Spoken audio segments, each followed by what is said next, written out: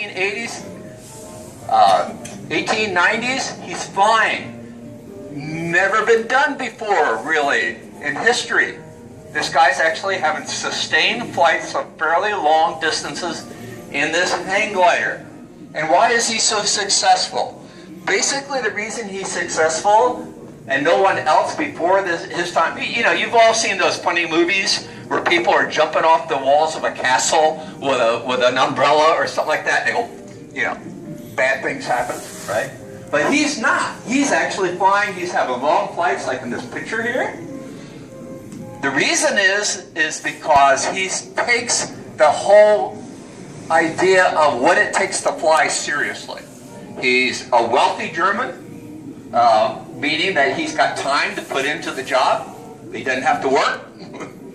And he really takes it seriously. He takes birds, large birds that glide long periods of time, lifts them up, pulls their wing out, and studies, I mean really studies the shape of the wing, the curvature of the wing. It has an airfoil.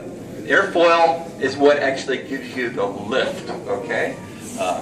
Low pressure on the top, higher pressure on the bottom, it's going to lift you, okay? So that's the reason he's having sustained flights.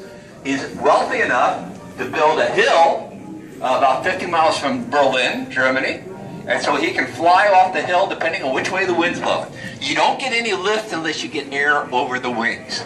Air has to move over the wings, okay? So always having a good stiff breeze is good. And here he is. He's about, I don't know, 30, 40 feet above the ground, gliding along. He's getting a lot of press, and he's getting lots of folks out here to watch him. So he's making the news. The Wright brothers are following him way back here in the United States in Dayton, Ohio. They're interested. Everybody's interested. This is pretty incredible. People are actually, this guy's actually flying. But in 1895, one day, big gust of wind hits him straight on. You can see how he's doing this, right? You see his arms?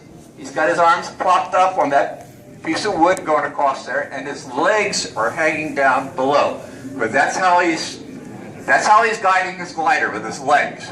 Move your legs forward to go down, move the legs back, get it up level, left to go left, right to go right. What's the problem with this?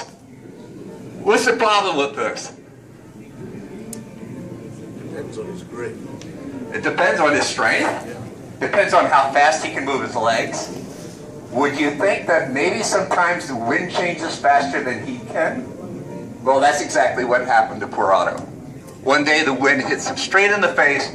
His glider goes up at a sharp angle, which is called a stall. During a stall, it's just that. You fall, okay? There's no air flowing over the top of the wing to give you lift anymore. He falls 50 feet.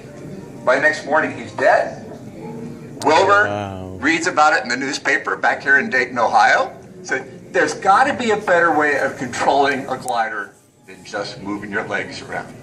Keep that somewhere in the back of your head, okay? Because I can't go right to the Wright brothers right from here, but eventually we're going to go to the Wright brothers gallery. So remember Otto. Otto was the guy that inspired them with his long glides. And it also inspired him to come up with a better control system than moving your legs around. Okay, off we go. We're going to go up the